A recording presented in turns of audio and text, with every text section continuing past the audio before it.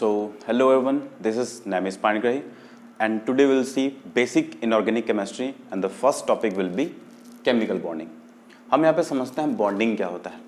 Bonding क्या होता है, किन्हीं दो एटम के बीच में जो उनके बीच काइंड ऑफ अट्रैक्शन होता है, उसी अट्रैक्शन फोर्स को ही हम लोग बोलते हैं बॉन्डिंग. तो बॉन्डिंग को शॉर्ट में कह सकते हैं attraction between two atoms. For example हमारे पास कोई एटम है ए बी, तो इसमें ए और बी के बीच में अगर किसी तरह का बॉन्ड है तो वो बॉन्ड एक्चुअल में इन दोनों के बीच का अट्रैक्शन है. अब इनका अट्रैक्शन अगर स्ट्रांग होगा या वीक होगा उस पर डिपेंड करता है कि ये बॉन्डिंग कैसी है. अगर हम लोग बॉन्डिंग की बात कर रहे हैं तो ये जो बॉन्डिंग है वो इलेक्ट्रॉन के नेचर पे डिपेंड करता है कि वो इलेक्ट्रॉन का डोनेशन कर रहा है कोई एटम दूसरे एटम को, या इलेक्ट्रॉन का शेयरिंग कर रहा है, या किस टाइप का नेचर है इलेक्ट्रॉन को एक दूसरे के साथ शेयर करने का. तो हम यहाँ पे देखते हैं इलेक्ट्रॉन के डोनेशन के टेंडेंसी के हिसाब से जो केमिकल बॉन्डिंग है उसको हम लोग दो कैटेगरी में डिवाइड कर सकते हैं. पहले को कह सकते हैं हम बाय शेयरिंग ऑफ इलेक्ट्रॉन. हम लोग क्या देख रहे हैं, केमिकल बॉन्डिंग, बॉन्ड का फॉर्मेशन कैसे होता है वो देख रहे हैं. बॉन्ड का फॉर्मेशन यहाँ पे दो तरह से मैं बता रहा हूँ. पहले बाय शेयरिंग ऑफ इलेक्ट्रॉन, और यहाँ पे हम लोग दूसरा बोल सकते हैं कंप्लीट ट्रांसफर ऑफ इलेक्ट्रॉन. दो तरीका होगा, पहले शेयरिंग ऑफ इलेक्ट्रॉन और दूसरा तरीका क्या है, complete transfer of electron. Video के आगे बढ़ते बढ़ते समझ में आएगा ये क्या चीज बता रहा हूं. जो शेयरिंग है वो फिर से दो तरह से होता है. पहला equal sharing, equal sharing of electron, और यहां पे अनइक्वल शेयरिंग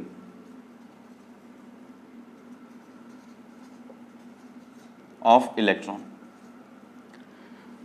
इसमें एग्जांपल देखते हैं. सपोज ए और बी है, दो अलग अलग एटम हैं, इनके बीच में अगर एक एक इलेक्ट्रॉन का शेयरिंग हो रहा है, इक्वल शेयरिंग मतलब दोनों ही एक एक इलेक्ट्रॉन का शेयरिंग कर रहे हैं, तो इनके बीच में ए और बी के बीच में यहाँ पे सिंगल बॉन्ड का फॉर्मेशन होता है.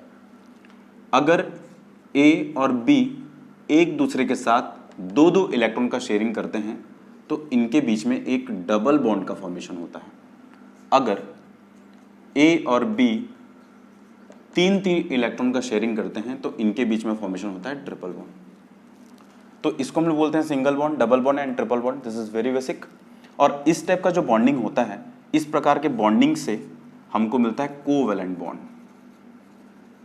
कोवैलेंट बॉन्ड, ये जो तीनों टाइप के बॉन्डिंग हैं जो इक्वल शेयरिंग से बना है इसको हम लोग बोलते हैं covalent bond. Sharing of electron, अगर केवल एक ही जो एटम है वो शेयर करे इलेक्ट्रॉन को, जैसे कि ए और बी है. सपोज बी के पास वैकेंट ऑर्बिटल है और ए के पास एक्स्ट्रा इलेक्ट्रॉन है, तो ये क्या करता है, एक ही एटम इलेक्ट्रॉन को डोनेट कर देता है बी को, और इनके बीच में कुछ इस तरह के बॉन्ड का फॉर्मेशन होता है जिसको हम लोग एरो से शो करते हैं. जो एटम इलेक्ट्रॉन डोनेट करता है उस साइड से एरो शो करते हैं जिस एटम को इलेक्ट्रॉन रिसीव होता है, और इस टाइप के बॉन्ड को हम लोग बोलते हैं कोऑर्डिनेट बॉन्ड. यहां पे क्वेश्चन आ सकता है, मैंने यहां पे एक और सेक्शन रखा है कंप्लीट ट्रांसफर ऑफ इलेक्ट्रॉन. उसको समझने के बाद क्या कंफ्यूजन है उसको हम समझते हैं. कंप्लीट ट्रांसफर ऑफ इलेक्ट्रॉन में क्या होता है, जो एक एटम होता है वो दूसरे एटम को कंप्लीटली इलेक्ट्रॉन को डोनेट कर देता है. सपोज इसने एक इलेक्ट्रॉन ट्रांसफर किया तो जो इलेक्ट्रॉन डोनेट करता है उस पर पॉजिटिव चार्ज आएगा और जो इलेक्ट्रॉन रिसीव करता है उस पर नेगेटिव चार्ज आता है. अब इनके पॉजिटिव और नेगेटिव आयंस बन जाने के कारण इनके बीच में अट्रैक्शन होता है. अब जो बॉन्ड यहाँ पे बना है, इस टाइप के बॉन्ड को हम लोग बोलते हैं आयोनिक बॉन्ड. Ionic bond. अब यहाँ पे अगर n इलेक्ट्रॉन डोनेट करे तो यहाँ पे जो पॉजिटिव चार्ज है उसका संख्या भी n हो जाएगा, और नेगेटिव जो आयन है उसकी संख्या भी, नेगेटिव चार्ज है उसकी संख्या भी n हो जाएगी, और इसी तरह से यहाँ पे n प्लस और n माइनस का फॉर्मेशन हो जाएगा. जो भी हो, जो बॉन्ड है वो क्या बन गया, आयनिक बॉन्ड. तो बेसिकली यहाँ पे तीन टाइप के बॉन्ड बन गए. एक बन गया कोवैलेंट बॉन्ड, दूसरा बन गया कोऑर्डिनेट बॉन्ड, और तीसरा हो गया आयनिक बॉन्ड. ये तीन बॉन्ड ही मेनली हम लोग पढ़ते हैं केमिकल बॉन्डिंग के अंदर. मैं एक बात बोल रहा था, कंफ्यूजन होना चाहिए. यहाँ पे अनइक्वल शेयरिंग में इस ए ने ही डोनेट कर दिया बी को और इसमें भी ए डोनेट कर रहा है बी को, तो फिर यहाँ पे ये शेयरिंग क्यों हुआ और यहाँ पे ट्रांसफर क्यों हुआ? इस बात में बस एक पॉइंट का डिफरेंस है कि जब यहाँ से इलेक्ट्रॉन निकल गए ए के ऑर्बिटल से और रिसीव्ड हो गए बी के ऑर्बिटल में, तो हम उसको बोलते हैं कंप्लीट ट्रांसफर। लेकिन इस केस में क्या होता है, इलेक्ट्रॉन को कंप्लीटली डोनेशन इसके ऑर्बिटल के जो शेयरिंग ऑर्बिटल रहता है ए और बी का, उसमें इस इलेक्ट्रॉन का जो डोनेशन के इलेक्ट्रॉन है वो जाते हैं, न कि कंप्लीटली बी के ऑर्बिटल में जाते हैं। एक बार फिर से समझते हैं, इस केस में क्या हुआ, ये इलेक्ट्रॉन कंप्लीटली बाहर चला गया और बी के द्वारा कंप्लीटली रिसीव कर लिया गया। लेकिन यहाँ पे क्या हो रहा है, जो ओवरलैपिंग यहाँ पे आगे समझाऊंगा, उसमें जो ओवरलैपिंग ऑर्बिटल्स बनते हैं उसी ऑर्बिटल में रहते हैं दोनों इलेक्ट्रॉन, न कि कंप्लीटली ट्रांसफर होता है। यही वजह है कि यहाँ पे किसी प्रकार के चार्ज का फॉर्मेशन नहीं हो पाता, और लेकिन यहाँ पे चार्ज का फॉर्मेशन होता है। इसीलिए ये हो जाता है कोऑर्डिनेट बॉन्ड और ये हो जाता है आयनिक बॉन्ड। आगे देखते हैं, हमारे पास एक क्वेश्चन आता है कि जब एक एक इलेक्ट्रॉन का शेयरिंग हो रहा है, दो दो इलेक्ट्रॉन का शेयरिंग हो रहा है और तीन तीन इलेक्ट्रॉन का शेयरिंग हो रहा है, तो हमें कैसे पता चलेगा कि कौन सा एलिमेंट कितने इलेक्ट्रॉन का शेयरिंग करेगा या कितने इलेक्ट्रॉन का डोनेशन करेगा? इस बात को क्लियर करने के लिए एक रूल आया और उस रूल का नाम है ऑक्टेट रूल। ऑक्टेट रूल के द्वारा ये बताया गया कि जितने भी एलिमेंट हैं जो एटॉमिक फॉर्म में रहते हैं और उनका जो वैलेंस शेल होता है उनमें 8 इलेक्ट्रॉन नहीं होते हैं, वो स्टेबिलिटी तभी गेन कर सकते हैं जब उनके वैलेंस शेल में 8 इलेक्ट्रॉन कंप्लीट हो जाएं। हम पढ़ रहे हैं ऑक्टेट रूल, बहुत ही कॉमन सा रूल है। इस रूल का मेन थ्योरी क्या है, वैलेंस शेल में होने चाहिए 8 इलेक्ट्रॉन। अगर किसी के वैलेंस शेल में 8 इलेक्ट्रॉन नहीं है तो वो इलेक्ट्रॉन को डोनेट करके, अगर 8 से ज़्यादा इलेक्ट्रॉन है, इलेक्ट्रॉन को रिसीव करके अगर 8 से कम इलेक्ट्रॉन है, या इलेक्ट्रॉन का शेयरिंग करके, इन 3 प्रोसेस के थ्रू 8 इलेक्ट्रॉन वैलेंस शेल में लाने की कोशिश करते हैं। और इसी कोशिश में जितने भी इलेक्ट्रॉन का एक्सचेंज होता है वो single bond, double bond, triple bond या आयनिक बॉन्ड या कोऑर्डिनेट बॉन्ड, जो 3 टाइप के यहाँ पे पढ़े, उसका फॉर्मेशन करते हैं। सबसे पहले एग्जांपल देखते हैं सिंगल बॉन्ड कैसे बन सकता है। जैसे कि फ्लोरीन है, फ्लोरीन का एटॉमिक नंबर होता है 9, तो 9 अगर इसका एटॉमिक नंबर है तो नंबर ऑफ इलेक्ट्रॉन भी होंगे 9, तो हम इसको लिख सकते हैं कुछ इस तरह से 7। यहाँ पे अगर हम लोग बात करें वैलेंस शेल का, तो वैलेंस शेल में ये 7 इलेक्ट्रॉन वैलेंस शेल के होंगे। ये जो 7 इलेक्ट्रॉन यहाँ पे दिख रहे हैं वो 7 इलेक्ट्रॉन हो जाएंगे वैलेंस शेल के। अब हम अगर लेविस के ऑक्टेट रूल, लेविस ने दिया था इस रूल को, तो इसके हिसाब से जो वैलेंस शेल के इलेक्ट्रॉन होते हैं उनको हम डॉट के फॉर्म में हमारे एटम के चारों तरफ शो करते हैं। तो यहाँ पे 7 इलेक्ट्रॉन है वैलेंस शेल में, इसलिए मैंने यहाँ पे 7 डॉट बनाए हैं। एक और फ्लोरीन लेते हैं, इन दोनों में डिस्टिंग्विश करने के लिए, डिफरेंशिएट करने के लिए मैं इसके इलेक्ट्रॉन को क्रॉस के फॉर्म में शो कर रहा हूँ, ताकि मैं बता सकूँ कि जो डॉट फॉर्म में ये इस साइड के फ्लोरीन के हैं और ये वाले इस साइड के। दोनों ही वैलेंस शेल में 7 इलेक्ट्रॉन कैरी करते हैं और दोनों को ही ऑक्टेट कंप्लीट करना है। इसीलिए क्या करते हैं, दोनों एक एक इलेक्ट्रॉन का शेयरिंग करते हैं। अब इस शेयरिंग से क्या होता है कि ये जो क्रॉस वाला इलेक्ट्रॉन है अब इस फ्लोरीन के संपर्क में आ जाता है, और ये जो डॉट वाला इलेक्ट्रॉन है इस फ्लोरीन के संपर्क में आ जाता है। तो जब हम इसके इलेक्ट्रॉन को काउंट करेंगे तो अब इसके इलेक्ट्रॉन भी हो जाएंगे 8, और इसके इलेक्ट्रॉन को काउंट करेंगे तो भी हो जाएंगे 8। काउंट करके देख लेते हैं, 1 2 3 4 5 6 7 एंड 8। Here 1 2 3 4 5 6 7 and 8। तो इस तरह से यहाँ पे सिंगल बॉन्ड का फॉर्मेशन हो जाता है। अगर एक इलेक्ट्रॉन बचा हो ऑक्टेट कंप्लीट करने के लिए, सिंगल बॉन्ड। एक और एग्जांपल देखते हैं, जैसे कि ऑक्सीजन का। ऑक्सीजन जो होता है उसका होता है एटॉमिक नंबर 8 और इलेक्ट्रॉनिक कॉन्फ़िगरेशन देखें तो 2 और 6। संयोजी कोष या वैलेंस शेल में नंबर ऑफ इलेक्ट्रॉन 6, तो यहाँ पे डॉट के माध्यम से मैं यहाँ पे 6 इलेक्ट्रॉन को ऐसे डिनोट कर रहा हूँ, इस तरह से डिनोट कर देता हूँ। डॉट करूँगा तो शायद अच्छे से दिखेगा नहीं, इसलिए मैं छोटा छोटा सर्कल बना दे रहा हूँ, आप इसको डॉट समझिए। एक और एटम लेते हैं ऑक्सीजन का, इनको मैं क्रॉस से डिनोट कर रहा हूँ। अब क्या होगा, इनको ऑक्टेट कंप्लीट करने के लिए 2 इलेक्ट्रॉन चाहिए, तब जाके वैलेंस शेल में कितने इलेक्ट्रॉन हो जाएंगे, 8। इससे पहले वाले केस में 7 इलेक्ट्रॉन थे, तो 1 इलेक्ट्रॉन से हो जा रहा था ऑक्टेट कंप्लीट। तो जब ये 2-2 इलेक्ट्रॉन का शेयरिंग करेंगे तब जाके दोनों का ऑक्टेट कंप्लीट हो पाएगा। और इसमें हम लोग ये जो शेयरिंग के इलेक्ट्रॉन हैं उनको दोनों में काउंट करेंगे, तो दोनों का ऑक्टेट कंप्लीट। इसके लिए देखते हैं 1 2 3 4 5 6 7 8, इनके लिए देखें तो 1 2 3 4 5 6 एंड 7 8, इस तरह से इनका ऑक्टेट कंप्लीट हो गया। और यहाँ पे एक डबल बॉन्ड का फॉर्मेशन होता है। ट्रिपल बॉन्ड बहुत ईजी है, इसमें बहुत ज़्यादा दिक्कत वाली बात नहीं है। नाइट्रोजन का एग्जाम्पल देख लेते हैं। नाइट्रोजन का एटॉमिक नंबर होता है 7, 2 एंड 5, मतलब 3 इलेक्ट्रॉन चाहिए इसको ऑक्टेट कंप्लीट करने के लिए।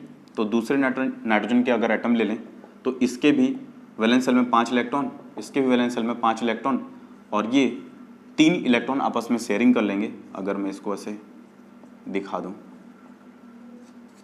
तो इन 3 इलेक्ट्रॉन के शेयरिंग से दोनों का ऑक्टेट कंप्लीट हो जाएगा। 3 3 6 और 2 8, इसके लिए देखें तो 3 3 6 और 2 8, और यहाँ पे ट्रिपल बॉन्ड का फॉर्मेशन हो जाएगा। इस तरह से ऑक्टेट रूल ने बताया कि जितने भी एलिमेंट होते हैं जो एटॉमिक फॉर्म में हैं, अगर वो मॉलिक्यूल का फॉर्मेशन करते हैं तो वो स्टेबिलिटी तभी गेन कर सकते हैं जब उनके वैलेंस शेल में कितने इलेक्ट्रॉन हो जाए, 8 इलेक्ट्रॉन हो जाए। और इसी 8 इलेक्ट्रॉन को अचीव करने के लिए ही ये इलेक्ट्रॉन का शेयरिंग करते हैं। पर यहाँ पे कुछ बहुत सारे डिफेक्ट आ गए, ये हर जगह फॉलो नहीं हुआ, कुछ चीज़ों को एक्सप्लेन नहीं कर पाया। एक्सप्लेन न करने में सबसे पहला और सबसे बड़ा पॉइंट था कि ये नहीं बता पाया कि बहुत सारे ऐसे भी मॉलिक्यूल हैं जिनके वैलेंस शेल में 8 इलेक्ट्रॉन नहीं है। 8 इलेक्ट्रॉन नहीं है मतलब क्या है कि 8 से ज़्यादा इलेक्ट्रॉन हो सकते हैं या 8 से कम इलेक्ट्रॉन हो सकते हैं, फिर भी वो स्टेबल फॉर्म में है। जैसे कि H2 के वैलेंस शेल में कितने इलेक्ट्रॉन होते हैं हम आगे इसमें बात करेंगे, और भी बहुत सारे एग्जाम्पल देखेंगे। तो 8 इलेक्ट्रॉन नहीं होते फिर भी वो स्टेबल होते हैं। दूसरा पॉइंट, मैग्नेटिक पॉइंट या मैग्नेटिक प्रॉपर्टी के बारे में जो ऑक्टेट रूल है वो कुछ भी क्लियर नहीं कर पाया। तो अब हमारे यहाँ पे एक सबसे मेजर क्वेश्चन आता है, वो ये है कि अगर वैलेंस शेल में 8 इलेक्ट्रॉन नहीं होते हैं तो उनको हम कैसे डील करेंगे। तो हम यहाँ पे एक नया टर्म लेके आते हैं और उस टर्म को कहते हैं हाइपरवैलेंट या हाइपोवैलेंट।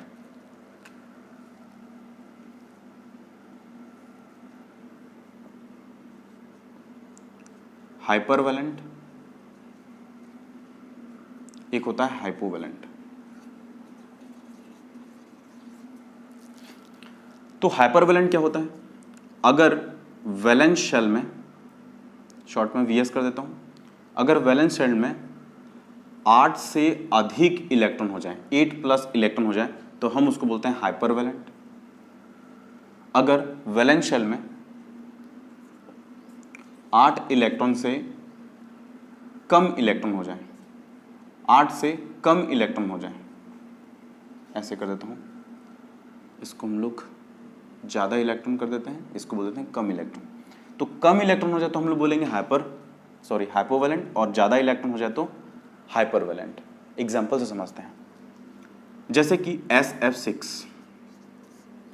SF6 का जो सेंट्रल एटम है दैट इज सल्फर।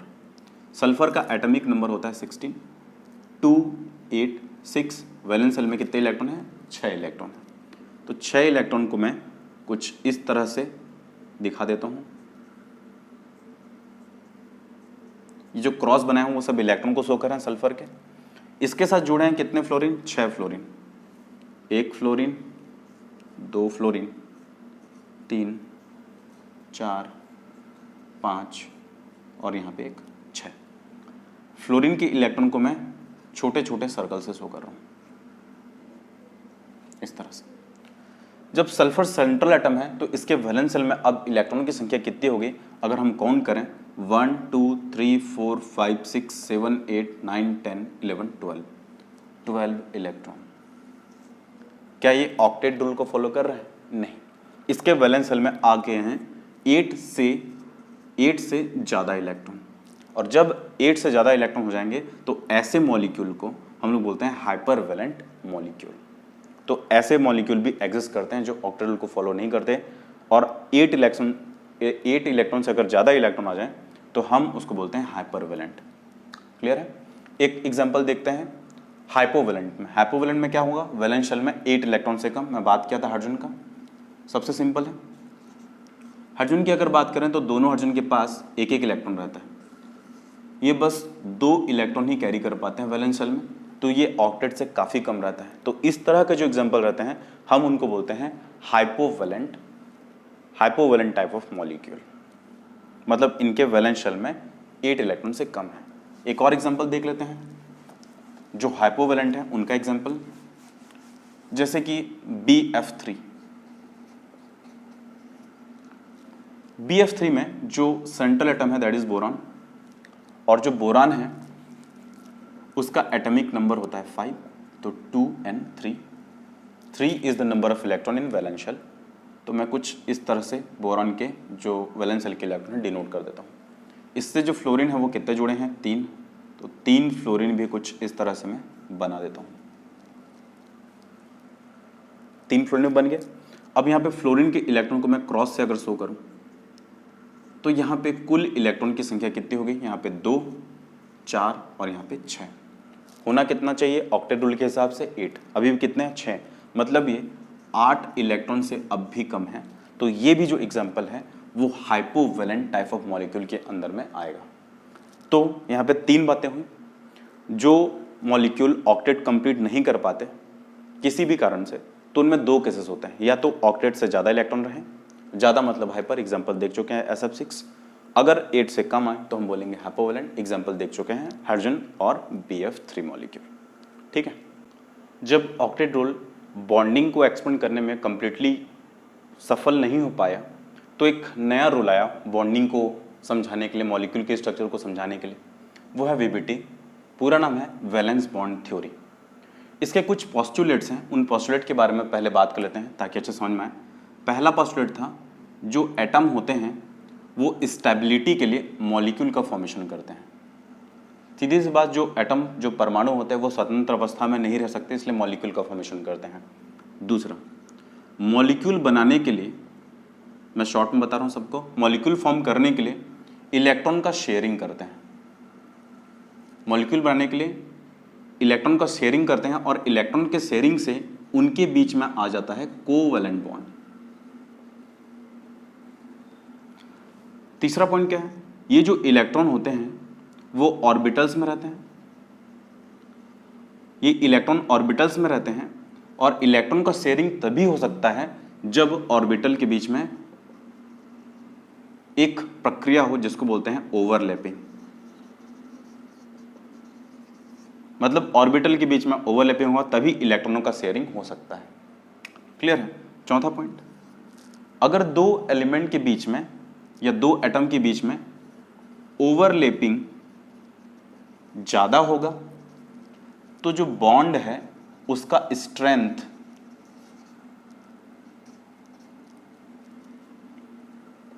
जो बॉन्ड स्ट्रेंथ है, मतलब बॉन्ड की शक्ति जो है वो भी ज्यादा होगी। और अगर ओवरलैपिंग कमजोर होगा तो बॉन्ड स्ट्रेंथ भी कम होगा। सीधी सी बात, ये दोनों एक दूसरे के प्रोपोर्शनल होते हैं। ओवरलैपिंग जितना ज्यादा होगा वो बॉन्ड उतना स्ट्रांग बनेगा। ओवरलैपिंग के तरीके के हिसाब से हम बॉन्डिंग को 2 तरह से बांट सकते हैं, देखते हैं। मतलब जो ओवरलैपिंग होता है वो 2 तरह से हो सकता है। पहला, हेड टू हेड ओवरलैपिंग, इसी को एक्सियल या एक्सिस वाइज ओवरलैपिंग भी कहते हैं। सब एक ही बातें हैं, हेड टू हेड या एक्सियल ओवरलैपिंग। दूसरा होता है साइड वाइज ओवरलैपिंग। अब हम समझते हैं हेड टू हेड ओवरलैपिंग क्या होता है। सपोज हमारा जो ओवरलैपिंग हो रहा है, पहला केस है वो एस ऑर्बिटल और एस ऑर्बिटल के बीच में हो रहा है। तो जो एस ऑर्बिटल होता है उसका जो स्ट्रक्चर होता है दैट इज स्फेरिकल। तो जब एस और एस जुड़ते हैं तो इनमें तो बहुत सारे एक्सिस यहाँ पे हो सकते हैं। तो ये किसी भी एक्सिस से जुड़े तो हमेशा इनका जो ओवरलैपिंग होता है वो एक्सिस वाइज होता है, मतलब एक्सियल होता है, जिसको बोलते हैं हेड टू हेड। और इनके ओवरलैपिंग से कुछ इस तरह का जो एक्सटेंट ऑफ ओवरलैपिंग की जो सीमा होती है वो सर्वाधिक होती है, और इसलिए जब भी कभी भी हेड टू हेड ओवरलैपिंग हुआ तो यहाँ पे जो बॉन्ड बनता है उसको बोलते हैं सिग्मा बॉन्ड, और यही होता है ज़्यादा स्ट्रॉन्गर। उससे पाई बॉन्ड बनता है साइड वाइज से, ये भी देखेंगे, इससे पाई बॉन्ड बनेगा, और ये वीकर होता है सिग्मा बॉन्ड के कंपैरिजन में। अब देख लेते हैं हेड टू हेड ओवरलैपिंग और कहाँ कहाँ हो सकता है। अगर s ऑर्बिटल और p ऑर्बिटल के बीच में ओवरलैपिंग हो, तो अगर इस तरह से ओवरलैपिंग हो तो ही उनके बीच में हेड टू हेड ओवरलैपिंग हो सकता है। मतलब ये इसका एक्सिस हो गया और ये इसका एक्सिस हो गया। जब दोनों एक्सिस एक ही सीध में आएंगे तो इस टाइप के ओवरलैपिंग से यहाँ पे हेड टू हेड ओवरलैपिंग या सिग्मा बॉन्ड बनेगा। एक और संभावना हो सकता है, अगर जो p ऑर्बिटल है, ये तो s ऑर्बिटल है ठीक है, लेकिन p ऑर्बिटल अगर इस तरह से ओवरलैपिंग करना चाहे तो यहाँ पे ओवरलैपिंग पॉसिबल नहीं हो पाएगा। क्लियर है? क्योंकि इस तरह के ओवरलैपिंग से ना हेड टू हेड हो रहा है ना साइड वाइज हो रहा है, और कभी भी s और p जो होते हैं, p का अगर एक ही ऑर्बिटल है तो वो अधिकतर हेड टू हेड ओवरलैपिंग ही करेंगे, कभी साइड वाइज नहीं करेंगे। और प्रोबेबिलिटी क्या है हेड टू हेड का? एक और प्रोबेबिलिटी है, अगर एक ही एक्सिस में दो p ऑर्बिटल भी ओवरलैपिंग करें तो भी यहाँ पे हेड टू हेड ओवरलैपिंग होता है और सिग्मा बॉन्ड का फॉर्मेशन होता है। तो यहाँ पे हेड टू हेड हुआ सिग्मा, यहाँ भी हेड टू हेड हुआ। सिग्मा बॉन्ड को फॉर्म करने के लिए यहाँ पे तीन तरीके हैं। जब s और s के बीच में ओवरलैपिंग हो, चाहे किसी भी तरीके से हो, तो हमेशा यहाँ पे सिग्मा बॉन्ड बनेगा। जब s और p के बीच में ओवरलैपिंग हो तो ये भी हमेशा सिग्मा बॉन्ड बनेगा। s और p, कोई भी एक s और कोई भी एक p। कोई भी एक का मतलब क्या होता है आपको पता होगा, तीन टाइप के होते हैं जो p के ऑर्बिटल हैं। इसको मैं x बोल दूं, इसको y बोल दूं, या इसको मैं z बोल दूं, x y z। तो किसी भी तरह से सिग्मा बॉन्ड तभी बन सकता है जब इस जगह पे जो s ऑर्बिटल है वो बॉन्ड हो। ये हो गया। और जब p और p ऑर्बिटल ओवरलैपिंग करें तो जब एक ही एक्सिस में, अगर ये एक्सिस है तो इसका भी ये एक्सिस है, इसी एक्सिस में अगर ओवरलैपिंग करें तो ही यहाँ पे सिग्मा बॉन्ड का फॉर्मेशन हो सकता है। आगे देखते हैं पाई बॉन्ड का फॉर्मेशन कैसे होता है।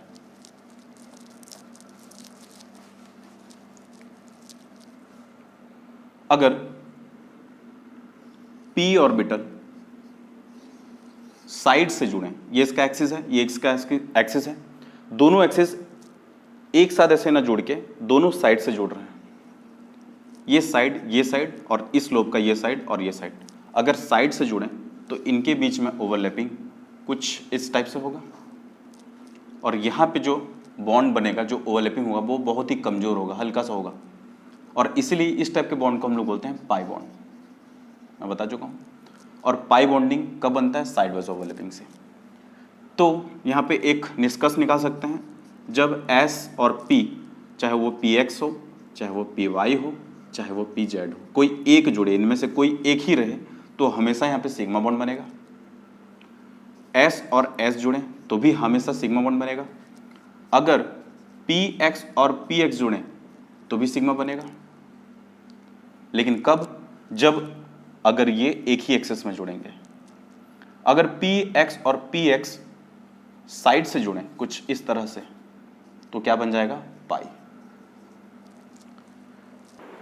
हमने अभी जो पढ़ा उसके कॉन्सेप्ट को और अच्छे से समझने के लिए और कॉन्फिडेंस को थोड़ा बूस्ट करने के लिए कुछ एग्जांपल लेते हैं और उनको सॉल्व करके देखते हैं। क्वेश्चन है, arrange following according to increasing order of extent of overlapping. इन सभी को एक्सटेंट ऑफ ओवरलैपिंग के इंक्रीजिंग ऑर्डर में अरेंज करना है। पहले क्वेश्चन पे ध्यान देते हैं। यहाँ पे है 1s 1s, 2s 2s, 3s 3s और 4s 4s। इनको हमको अरेंज करना है इंक्रीजिंग ऑर्डर के एक्सटेंट ऑफ ओवरलैपिंग। तो इसके लिए हमको एक कॉन्सेप्ट समझना पड़ेगा।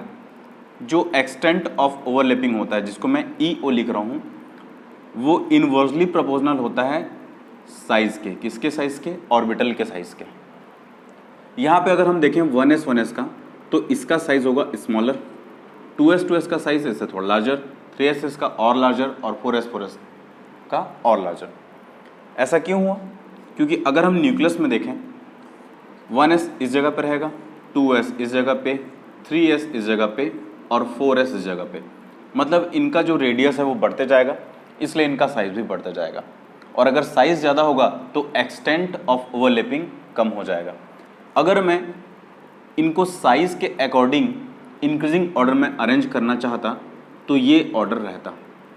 ये जो अरेंज किया वो साइज के हिसाब से, लेकिन हमको कैलकुलेट क्या करना है, increasing order of extent of overlapping. तो इसका रिवर्स प्रोसेस हो जाएगा, मतलब हमारा जो आंसर होगा वो ये होगा, साइज ज़्यादा तो एक्सटेंट ऑफ ओवरलैपिंग कम।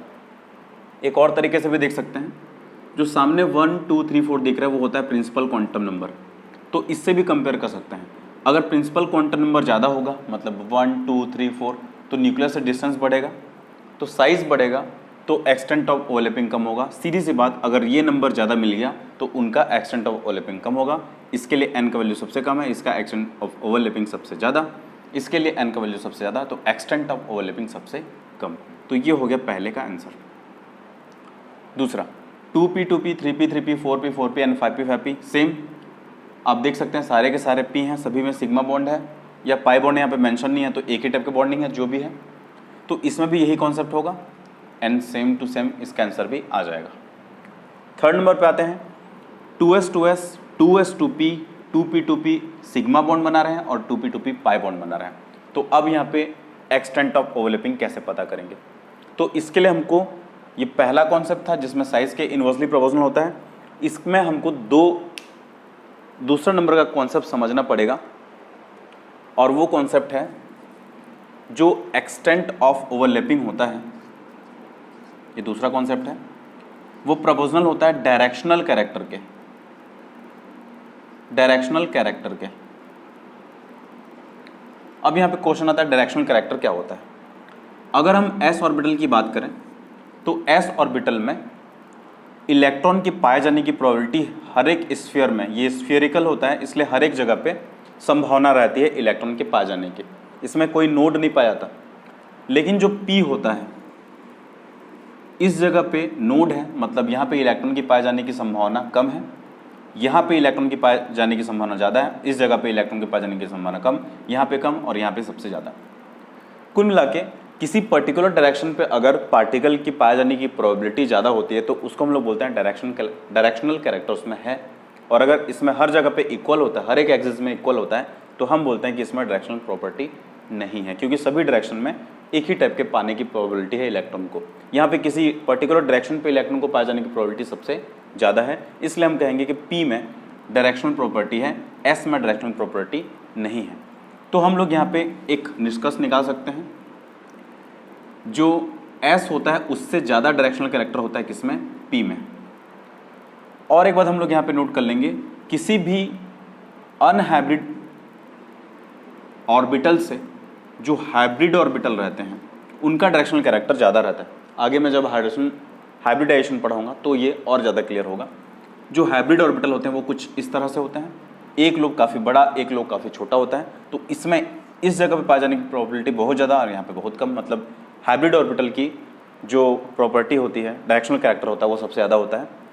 तो यहाँ पे इस कॉन्सेप्ट से हम इसको सॉल्व करें तो यहाँ पे देखिए 2s और 2s 2 यहाँ पे n तो सब के लिए इक्वल है, n सबके लिए कांस्टेंट है, मतलब n से यहाँ पे नहीं कर सकते। यहाँ पे अभी जो 1 और 2 नंबर के क्वेश्चन थे उसको n से देख के सॉल्व किए थे। यहाँ पे जब n इक्वल हो जाता है तो हम अब क्या देखेंगे, अब हम देखेंगे कहाँ पे डायरेक्शनल कैरेक्टर ज़्यादा है। तो ऑब्वियस सी बात है p वाले जगह पे डायरेक्शनल कैरेक्टर सबसे ज़्यादा होगा। तो हम यहाँ पे देखें p दो टाइप का है, एक पाई और एक सिग्मा। तो आप समझ सकते हैं पाई में तो साइड वाइज ओवरलैपिंग होता है, और अगर साइड वाइज ओवरलैपिंग होगा तो इसका जो डायरेक्शनल कैरेक्टर है वो तो बहुत ही कम होगा, एक्सटेंट ऑफ ओवरलैपिंग है वो सबसे कम होगा। तो यहाँ पे जो 2p सिग्मा बॉन्ड है उसका डायरेक्शनल कैरेक्टर सबसे ज़्यादा होगा। अगर मैं इसको नंबरिंग कर दूँ, ये 1 नंबर है, ये 2 नंबर है, ये 3 नंबर है और ये 4 नंबर है, तो हमने पाया कि जो एक्सटेंट ऑफ ओवरलैपिंग है वो 4 नंबर का सबसे ज़्यादा है। ये 3 नंबर का है क्या? अच्छा, 3 नंबर का सबसे ज़्यादा है। उसके बाद यहाँ पे देखें तो 2s और 2p यहाँ पे सिर्फ 2s है, यहाँ पे एक p भी आने से इसका डायरेक्शनल कैरेक्टर बढ़ जाएगा। तो ये जो दूसरा नंबर का है वो second highest extent of overlapping रखेगा डायरेक्शनल कैरेक्टर ज़्यादा होने के कारण। उसके बाद थर्ड नंबर पे आएगा ss, मतलब ये नंबर 1 वाला, और लास्ट में आएगा नंबर 4 वाला। 4 वाला पाई बॉन्ड बना रहा है, इसलिए लास्ट में एस में डायरेक्शनल कैरेक्टर कम है इसके कंपैरिजन में, क्योंकि एस और एस तो दोनों में, इसमें फिर से एस है, इसमें पी है जो डायरेक्शनल कैरेक्टर को बढ़ा देगा, मतलब एक्सटेंट ऑफ ओवरलैपिंग भी बढ़ जाएगा। तो ये हो जाएगा इसका आंसर। लास्ट में आता है sp3s, sp2s, sp और यहाँ पे ss। तो यहाँ पे इस साइड में अगर देखें तो सारे के सारे हाइब्रिडाइज्ड ऑर्बिटल हैं, और मैंने बताया जो हाइब्रिडाइज्ड ऑर्बिटल होते हैं उनका एक्सटेंट ऑफ ओवरलैपिंग ज़्यादा होता है। अब यहाँ पे एक क्वेश्चन आता है, क्या extent of overlapping sp3, sp2 और sp जो हाइब्रिड ऑर्बिटल हैं उनमें अलग अलग होता है?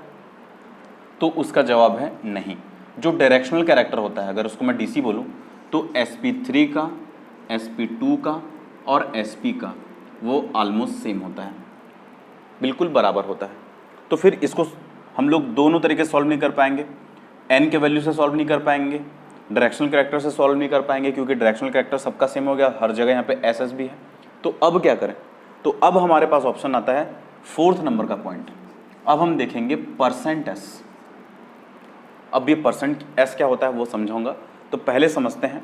जो %s कैरेक्टर होता है वो प्रोपोर्शनल होता है एक्सटेंट ऑफ ओवरलैपिंग के। अब %s क्या है कि यहाँ पे जो हाइब्रिडाइज्ड ऑर्बिटल है उसमें s का कंट्रीब्यूशन कितना परसेंट है। फॉर एग्जांपल sp3 में 25% s है और 75% यहाँ पे p है sp3 में। आप समझ रहे हैं ना मैं क्या कर रहा हूँ? यहाँ पे हमको 100 में डिवाइड करना है, एक s है और p के 3 ऑर्बिटल हैं ऐसे। तो जब हम इनको हिस्से में डिवाइड करेंगे तो सबके हिस्से में 25, 25, 25 और 25 आएगा, तो इसके हिस्से में सिर्फ 25% आया। अगर हम यहाँ पे करें तो ये 3 हिस्सों में बट जाएगा, और जब 3 हिस्सों में बटेगा तो हर एक को 33 मिलेगा, इसको 33.33, 33.33 और इसको भी 33.33%। तो यहाँ पे जो %s है वो कितना मिला? 33%। यहाँ पे देखें तो जो 100 है वो 2 हिस्से में टूटेगा, एक s में और एक किस में टूटेगा? p में। तो इस बार जो %s मिला यहाँ पे 50 हो जाएगा, और यहाँ भी कितना हो जाएगा? 50।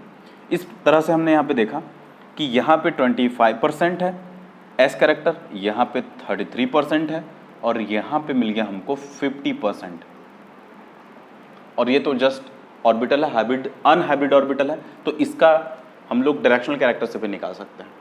ठीक है, तो पहली बात तो इन तीनों को और इसको सेपरेट कर सकते हैं डायरेक्शनल कैरेक्टर से, मतलब इन तीनों का तो ज़्यादा ही होगा इससे। क्यों? क्योंकि इन सब में डायरेक्शनल कैरेक्टर है, हाइब्रिडाइज्ड है, यहाँ से मैं बता चुका हूँ, और अनहाइब्रिड ये होने के कारण इसका कम हो जाएगा।